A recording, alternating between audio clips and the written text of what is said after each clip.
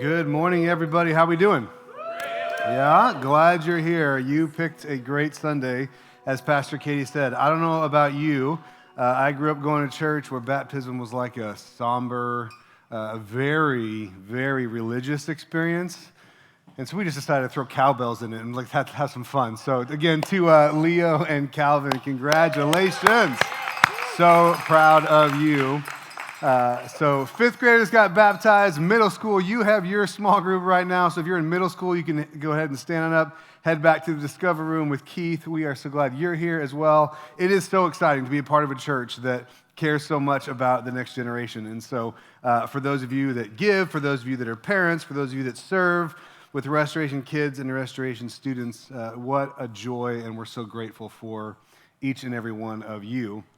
Well, again, good morning. My name is Kurt, and I'm here as we wrap up our series, How to Stay Human, today. For the last few weeks, we have been diving in to this question of how, in the midst of an increasingly challenging and constantly changing world, do we keep our humanity intact? That in the rise of innovation and invention and incredible things like the dawn of AI is making the economy grow and our productivity is faster, but we don't necessarily know even the questions we need to ask yet about it, right? How in the space where everything is commodified, everything is efficient, everything is designed to move further, faster, quicker, easier in a microwave kind of space, how do we make sure that the thing that actually is the currency of our human experience, which is our relationships with one another, how do we make sure that doesn't get wrecked in the process? How do we make sure that we don't miss out on something in our pursuit of more, faster, better? And, as we said last week, how do we even consider that an ancient text written long before the invention of the supercomputer that we now all have in our pocket would have anything helpful or relevant to say to this question of how do we stay human in a space, in a life, in an era where we are so technologically advanced? Do we ask the question, have we in the process become spiritually stunted? And so we started this whole series based on this verse out of the Hebrew Scriptures in the book of Ezekiel. Ezekiel was a prophet to the people of God, speaking for God's intention for them as they were facing some of the same questions and challenges in their world that we face in ours. And he says that God told them, I will give you a new heart, and I will put a new spirit in you. God promises that I will take out your stony, stubborn heart, and I will give you a tender heart of flesh. That actually God's intention is never to make you something different, but to restore you to become all of who he created you to be in the first place. He says, I will give you a heart of flesh. I will make you human again. And I will put my spirit in you so that you will follow my decrees and be careful to obey all of my commands. And as as Katie mentioned, like in this space that we're in following Easter, it is so curious that after rising from the dead, Jesus did not just evaporate and go to heaven and live the spiritual life perfectly, but he came back to earth and stayed human and walked and talked and ate and restored and forgave and laughed with his friends and his followers. And that's where we find ourselves as well today. And so, in case you need to catch up, if you missed the last couple weeks, you can watch them on our YouTube channel. But it's just been such a powerful and very practical series, and these tools that we are walking through will absolutely help you in your relational status, regardless of where you are on the spiritual spectrum, whether you believe in Jesus or have given your life to him or not. These are really helpful things for you. The first week, we talked about how do we stay human. It's a practice of relational hygiene. Right, the small and consistent things that we do to help our relationships stay clean by paying attention to the dashboard of our soul, which is our emotions. And then last week, Pastor Katie gave a fantastic message talking about reflective honesty. How do we be mirror people? And I was jealous of her props because she's more creative than I am. And how do we actually become aware of what it's like to be on the other side of me? That relationally healthy people ask that question. That they don't just live in their own world, but they're interested in transformation that comes from reflection and feedback.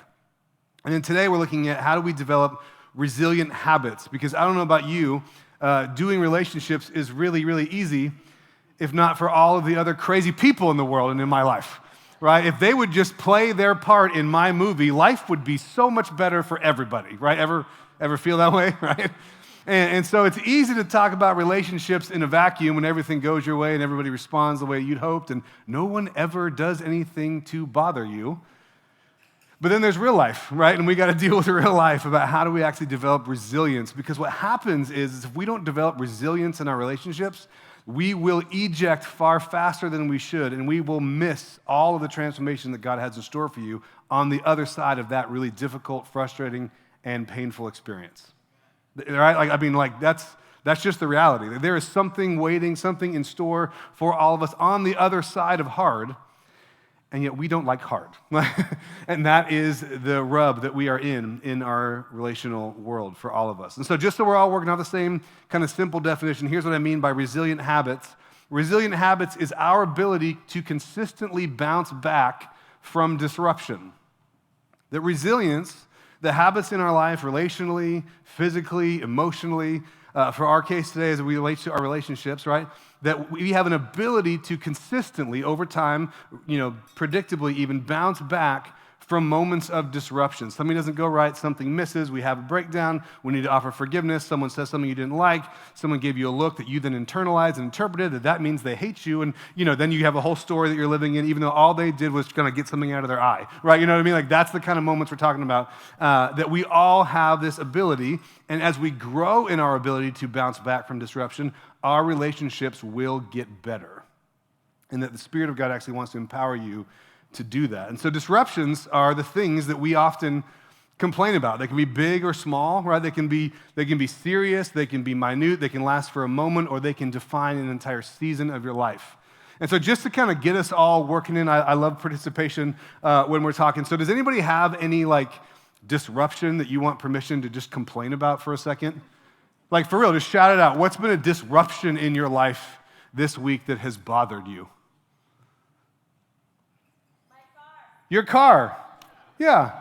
This thing I bought doesn't work the way I want it to, right? What else? Vet bills. Did I hear that correctly? Nice. All right. Let's pray for your little animal. There you go. Perfect. What else? What's been a disruption in your life this week? Jet lag. What's that? State testing. Oh, Jesus be near. Anybody else? A disruption.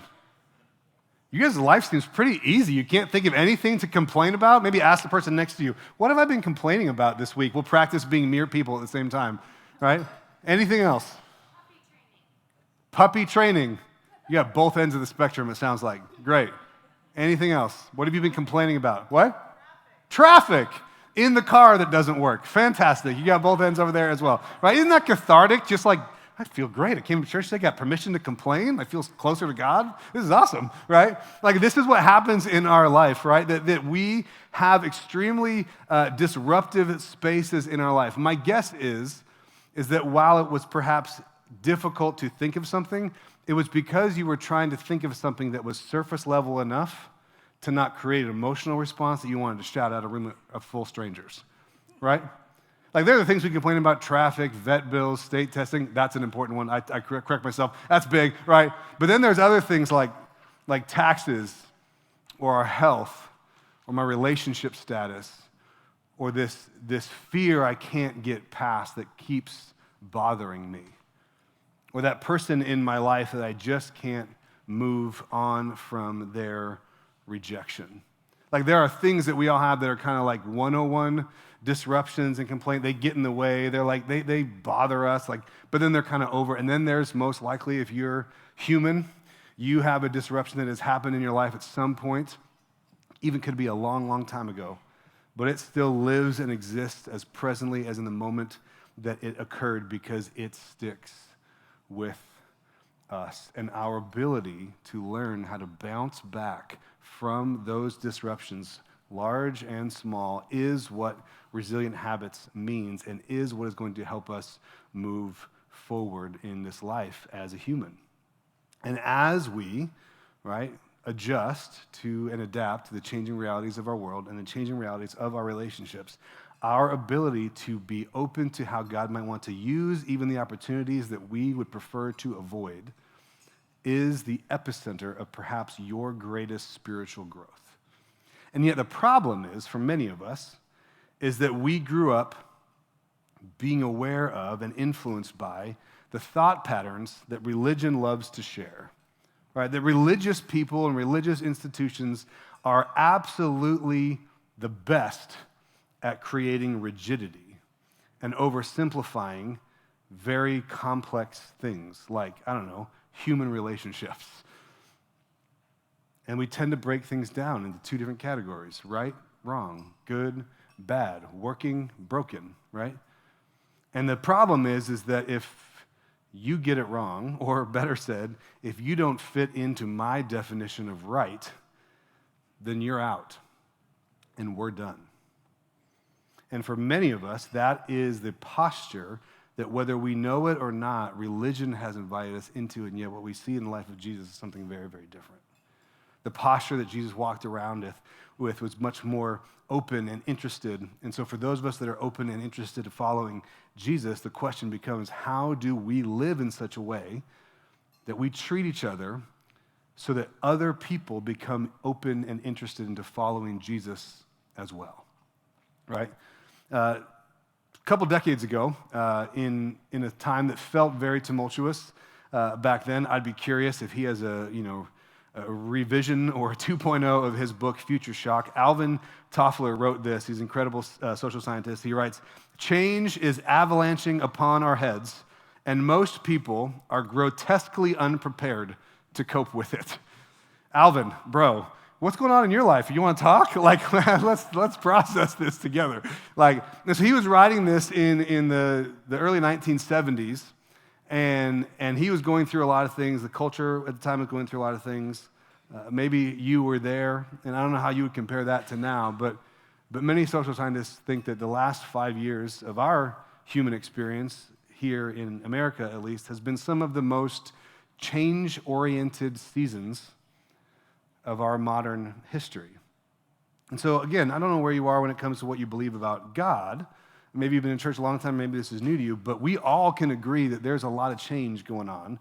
And many of us have felt what Professor Alvin Toffler says, is that we feel very unprepared, like grossly unprepared, grotesquely inadequate, right, to deal with the change that keeps coming, that feels like an avalanche over and over and over again in our hearts and minds and souls.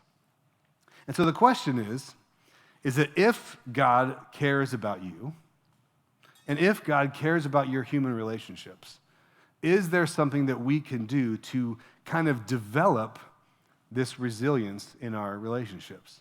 And what's incredible for me is that we are given an example of not just a thought to kind of grasp or a lesson to be taught, but an example to watch and to follow in the person of Jesus.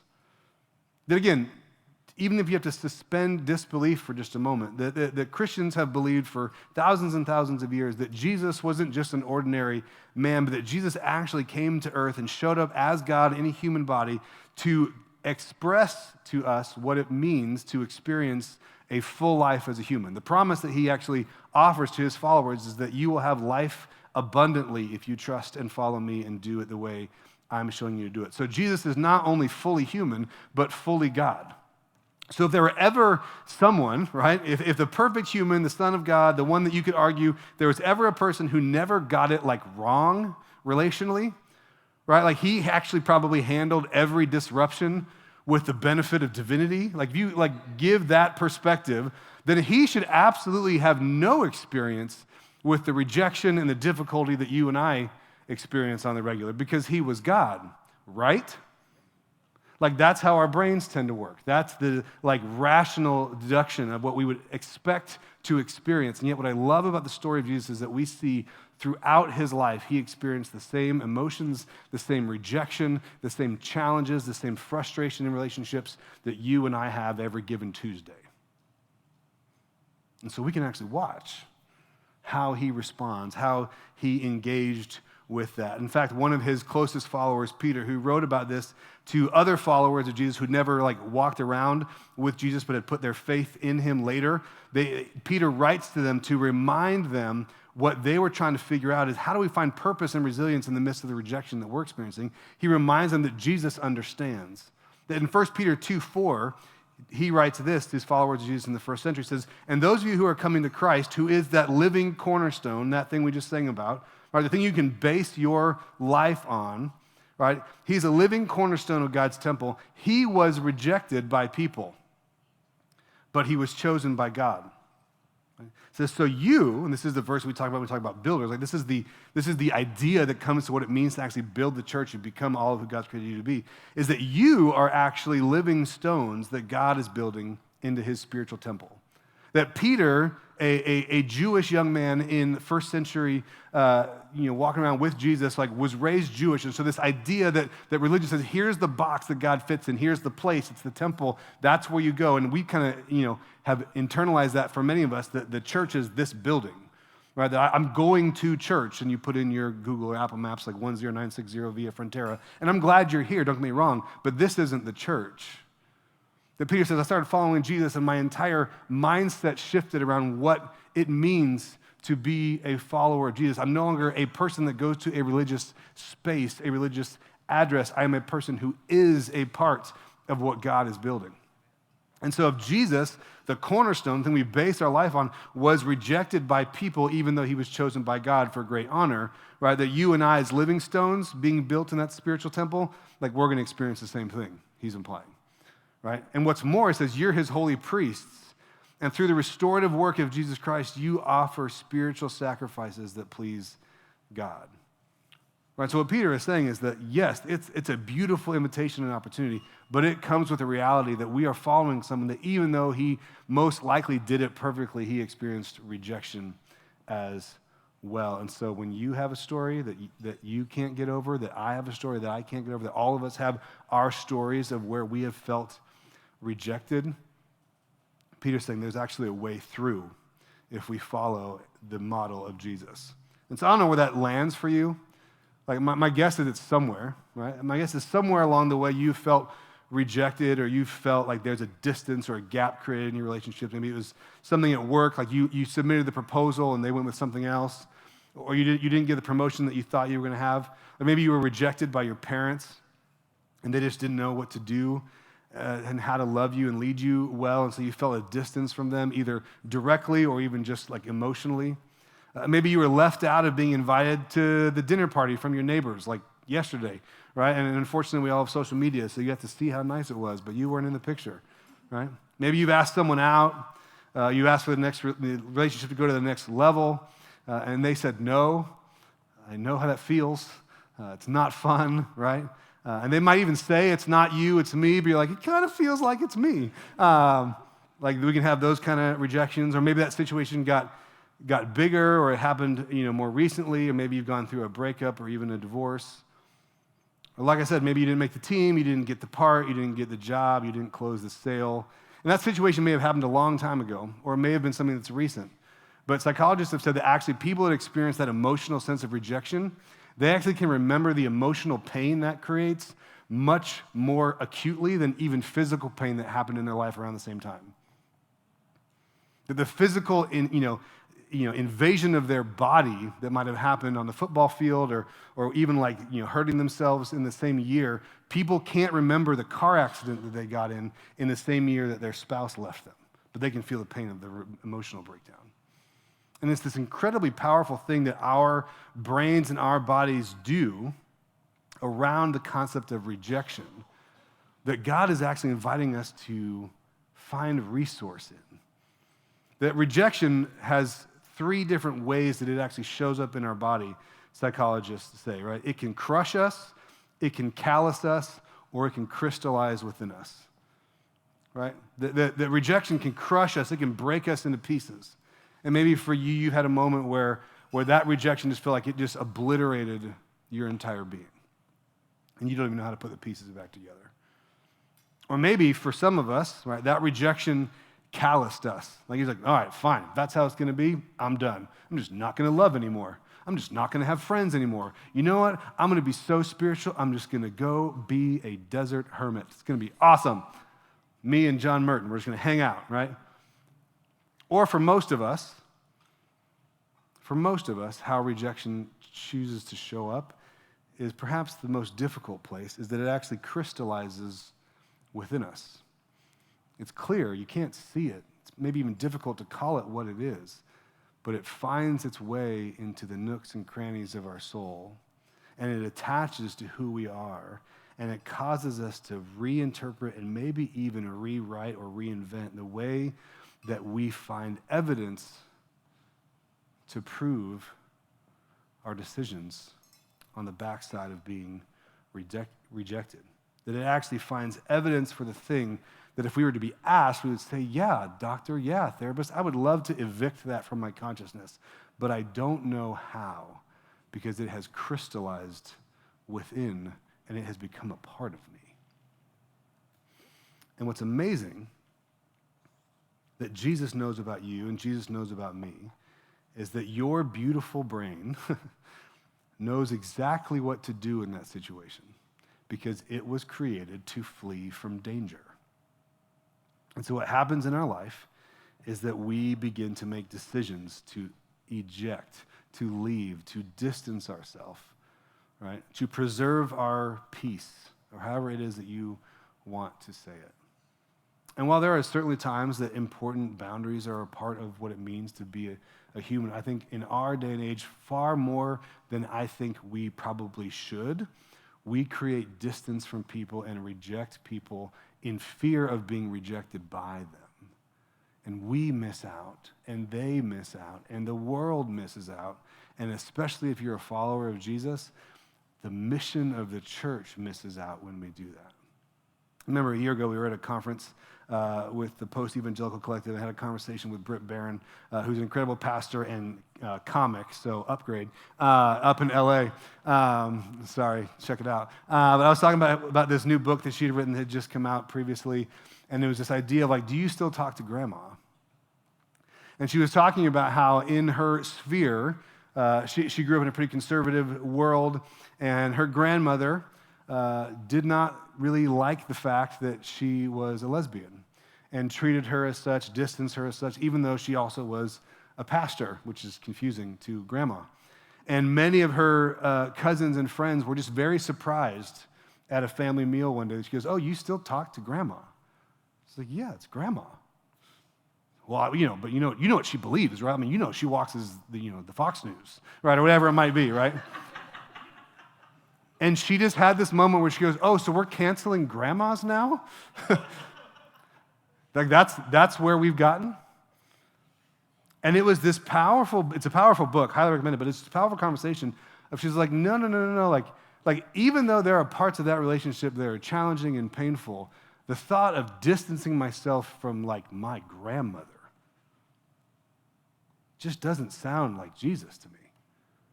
And so while there might be moments where we have to have hard conversations, go, hey, I don't know if you know this, you might hear it a lot coming from that TV box you watch all the time, but like that's actually not a helpful phrase to use. And here's a real human giving you some grace. She's like that is much easier than to just say, we're done. And what she described to me in my moment of kind of facing some challenging rejection in my own life, nothing to that level, and unbeknownst to me, heading into a season of rapid and redundant rejection that I was walking into, God gave me the gift of the conversation with Britt to say, hey, I think we need to choose resilience and forgiveness to model Jesus, even in the spaces where it's hard. And so I began to dive into, like, how does this work? How does this work in our bodies? And the thing is like I said, your beautiful brain knows what to do in those moments, but it often misinterprets the move, right? Because you and I were created to regulate, right, between moments of safety and moments of danger. The problem is that your brain cannot distinguish, and this is going to set some of you free, right? And I'm not a psychologist, but I have lots of friends that are, and they've confirmed this idea, right? That your and my brain very rarely knows how to distinguish between real, actual danger and emotional stress. That it actually takes quite a high bit of intentional level setting to be able to determine physically and emotionally the difference between real danger and emotional stress. And in those moments, your brain, how you and I think, it wants to be right and comfortable more than almost anything else. And so it will find reasons, right? It has predictive patterns, and our brains will delete or ignore, it will distort, it will connect, it will certainly overgeneralize and even reduce inconsistencies to prove and smooth out the path for you to be right and comfortable about the decision that you've already made. That without intentionality, our brains will actually predict far more than they react. And so that's why when you experience something that you're like, oh, that's kind of like how my last boyfriend talked, you're just like, no, we're done. I'm not going to do that again. That might be wise, right? Oh, that boss treats me the same way that my dad used to. Can't handle it. Absolutely not. Shut down. Got to find another job. Oh, that same thing that happened in the last city or that last church is happening in this city, in this church. It must be the church's fault. It must be the city.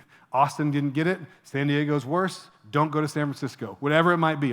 And we begin to have these moments, right, that we look back and we go, oh my gosh, like that's why I'm doing these things. And if we're willing to be mere people and to ask some of these questions, to notice the emotions that show up, to not judge ourselves and say your brain is working perfectly, but that it may not be working for your benefit accurately all the time. And so when we ask the question, is it possible that there is resource available to you, spiritual transformation that God has for you on the other side of choosing resilience, even perhaps in the face of rejection? What might God have for you? And how can you develop resilience even in the face of rejection? Because rejection perhaps even feels inevitable in our human experience. And so I'm so glad you asked. If you have a Bible, you can, yes, we are going to get to the Bible today, I promise. That you can grab the Bible, there's a blue Bible in the seat back pocket directly in front of you. You can grab this and turn to the book of Philippians. In the blue Bible, it's on page 708.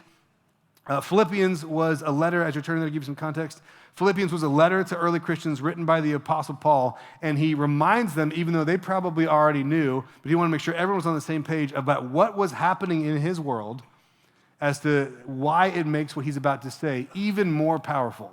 Right? If you just read what we're about to get to, you could easily go like, well, that sounds nice, or that's rose-colored glasses, or who are you to tell me what to do, Paul? Like, you don't know my situation if you're a little more on the cynical side like me. Like, that would be how you would respond to that, and that would be absolutely appropriate until you recognize where he's literally sitting writing this letter.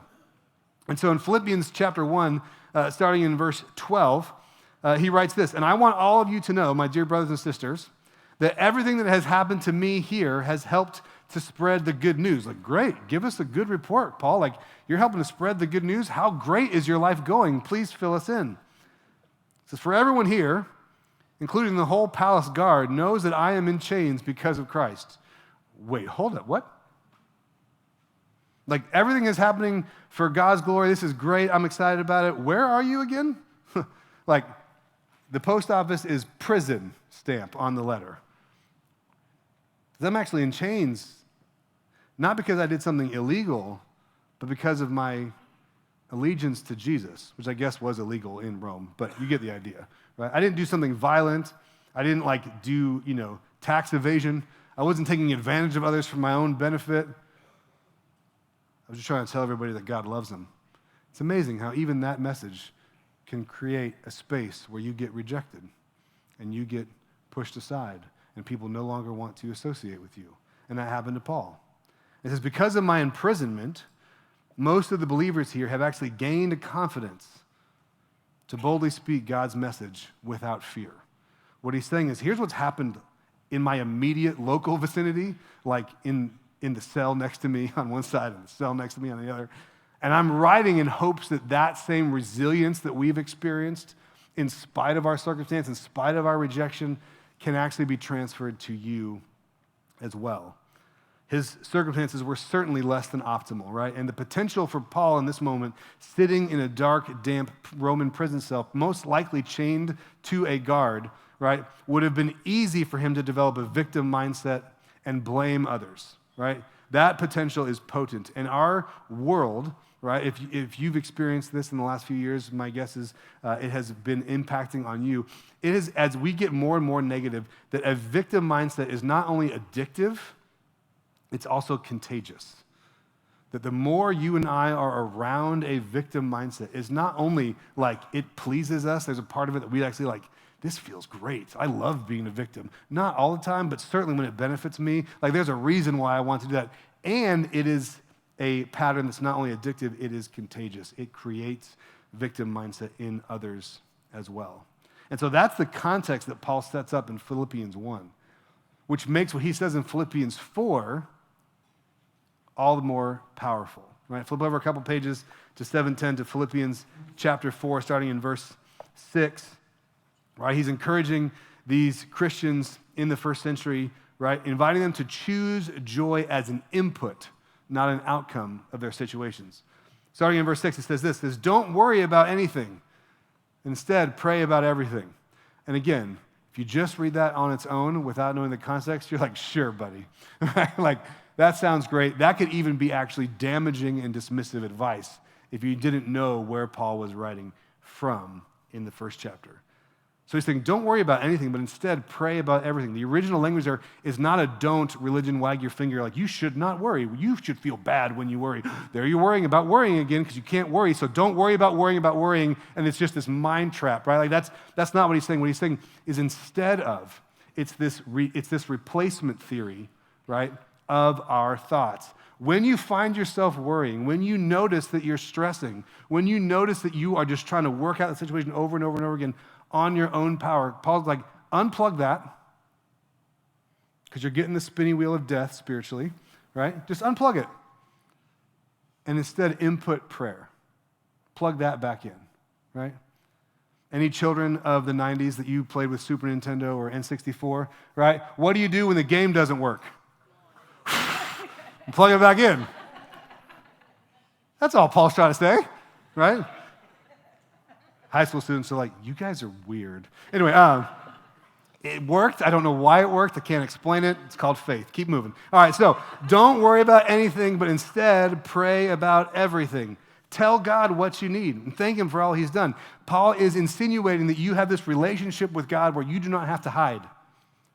He's assuming that when you have a bad thing happen in your life, that you can actually say it. You don't have to posture and put on religious language or pretend that everything's okay. Tell God what you need, and also find a way to thank Him for what He's done, because gratitude is the antidote to anxiety, right? So then, when you do that, right, and we won't do it perfectly, but if you can try this on, Paul says when you replace worry with prayer and gratitude, you then will experience God's peace, which exceeds everything and anything that we can understand. Sincerely, Paul, sitting in prison with joy. Right? Like there's a reason that this is actually worth listening to. If it was sincerely Paul sitting in a palace with all the riches and power, you'd be like, come live in my world for a day. But nothing in my life is that painful. I haven't been rejected that much yet. I'm not in that level of physical danger.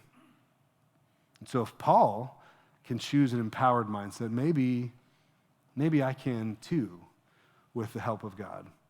He continues and he says, and now, right, because you're beginning to experience that God will give you the peace that comes from that exchange, he goes, and now we get a choice. This is one final thing. Fix your thoughts, like attach them, anchor into something. Fix your thoughts on what is true, what is honorable, what is right, or the better word there in the original language is what is full of integrity. It works, right? What is pure and lovely and admirable. Think about the things that are excellent and worthy of praise. So let's just pause for a second with that instruction. And I want you to I'm not trying to create an intense moment for anybody, but think about a space where you've been rejected and it's really hard for you to think positively about someone. I have it. You got it? Mine came quick. Maybe it's going to take you a second, right? I spend so much time thinking about all the ways that they're not right, that they're not excellent, that they're not lovely. And Paul is saying, anchor your thoughts in that. It doesn't mean that that's all there is to think about. There certainly are other choices. But Paul says this is a choice that we get to make. And then he says this in verse 9. He says, keep putting into practice. I'm not talking about a game. I'm talking about practice, right? Keep ongoing, putting into practice all that you learned and received from me, and everything that you heard me say and saw me doing. And then, again, the God of peace, the peace we just sang about, will be with you. So the question is, what do we choose to focus on? When you have moments where you want to retreat, you want to eject, you want to put up walls, how do you describe what you're feeling? And as difficult as it might be, is it possible for you to choose the most, honoring and beneficial interpretation of your circumstances? Because if we're honest, we think about these big moments where we know we want to have resilience. And yet for many of us, if you're like me, it's the little moments every day along the way that we actually have an opportunity to practice that we think aren't that big of a deal. But the truth is, and intuitively I think we all know this, is that resilience for the big, difficult moments is developed in the dismissed moments. The moments we go, that's not a big deal. It was just a joke. I don't have to go ask for forgiveness. I don't have to clean that up. Everybody makes mistakes, right? But resilience for the big moments is developed in the dismissed ones. And so how do you even describe the moments that you feel rejected, or you feel pushed aside, or you feel like you want to keep moving forward, but it's hard? Like if you were to audit your descriptions of the moments when you feel disrupted, is it mostly empowered language, or is it mostly disempowered language that you just use for yourself in your own narrative? Because my guess is before Paul ever wrote that down, he had to kind of preach that message to himself multiple times a day. Because disempowered language, I can't, I should, right? I must, right? I'll try, like all those kind of things, those are easy to say at first, but it actually makes it harder later when we dismiss the responsibility that we have, right? Because disempowered language creates independence from a circumstance, which creates distance from a relationship. And yet empowered language, I'll be honest, it is harder to use at first. I get to, I choose to, I will, I am, whatever it might be, right? That's harder to use at first. But then as you get the practice in, it begins to flow later. And this is the kind of whole arc of the series as I close out these thoughts we've been working on, right? If you have emotional awareness, we talked about in week 1, if you have emotional awareness and you add to that self-reflection in the moments of challenge, and then you choose to have relational habits that you say, I'm not going to get taken out so quickly in the relationship. I'm going to be willing to lean in, willing to ask for clarification, willing to forgive, willing to give another chance, right? If you have emotional awareness, self-reflection, and relational resilience, you will have better relationships, that you will choose differentiation, right? Like, hey, we may not see it the same way, but I still want to be connected to you over disassociation. I can't. Like, we see it differently. I can't be friends with you. I can't be married to you. I can't work with you. I can't be in a relationship with you anymore, right? One of the most powerful tools that I've learned recently around this is that when I get feedback that I do not like or that I may not even agree with, right? When I feel rejected even, when I feel dismissed, when I feel pushed aside, I ask myself the question, what is the 1% gift in this pile of rejection? Filthy, right? This is church, people, my goodness. What's the 1% gift? They might be wrong about everything, but they're probably not wrong about everything. What's the 1% gift? And if that 1% exists and it could help me, would I want to know? Going back to Pastor Katie's question last week, what's the 1% gift in this pile of rejection? Is there something I could learn? Is there something I could benefit from? Is there a resource that God wants to make available to me if I choose to receive it? And when I do that, almost even unconsciously sometimes, when I choose to look for a gift in the midst of the rejection, when I choose to search for gold in the middle of the pile of garbage, what naturally, and I would honestly argue supernaturally happens, even unconsciously, is I am drawn back to God. Because I'm participating in something that is not natural, but by definition supernatural. This is not what normal people do, but this is what relationally healthy people do. Because resilience requires that there's a confidence that I have in something more consistent, even amidst constantly changing circumstances. If I'm anchored to my circumstances and the outcome that I hope happens, I will constantly be tossed to and fro. James talks about that in his letter, right? Like there is not a lot of predictability or safety or security there. I am just going to be tossed around. That is a miserable way to live. And it's not the best that God has for you.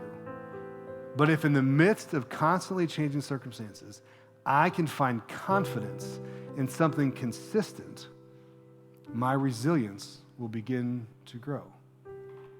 So the question for all of us to ask is, what am I anchored to that gets me through the moments where I feel rejected or unwelcomed or unwanted? What are you anchored to that gets you through the moments where you feel rejected or unwelcomed or unwanted? What are the ingredients of your confidence? Is it just your performance? Is it just your social structure? Is it just your financial reality? What are the ingredients of my confidence? And as we follow someone named Jesus who stayed human and experienced the same challenges and fear and rejection that you and I experience regularly, that he came back fully alive and forever free with all the powers of divinity and still chose forgiveness, resilience, and relationship. That the reality is that Jesus' crucifixion, right, his greatest rejection out of all of them, in that moment, provided us a resurrection from the rejection that you're going to face. That you can actually bounce back from what disrupts your life relationally because you're following someone who came back to life. So maybe there's a space in your world that you're asking, like, God, is there an area that you're inviting me to develop relational resilience, a space that you want to distance, that you want to push it away? And God might be inviting you to say, maybe there's a gift in there for you. Maybe there's something that you can actually choose to find a blessing out of it. And I know that can be challenging, but I also can tell you from personal experience as well as from the scriptures, it absolutely is possible. And so I want to pray for us that actually we would allow the Spirit of God to lead us, that we would choose to follow that leading, to actually find the gift that may be offered to us, even in the circumstance that might be relationally challenging or the rejection that is still bothering us, even from years and years ago. Let me pray for us. God, thank you that we do not have to wonder how you would have handled rejection, but instead we can simply read and watch and discover what it is that you have invited us to do in those moments, because you experience them as well yourself. So God, I pray for those of us in this room that there's something that feels so poignant that we need healing from. It could be recent, or it could just be persistent. But you desire for us to have life abundantly, and that requires relational resilience. So help us, God, to develop those habits. Help us to trust your leading and to follow you, perhaps even to a space that we may not want to go on our own, knowing that you have a gift for us, even in the pile of rejection. It's in your name we pray.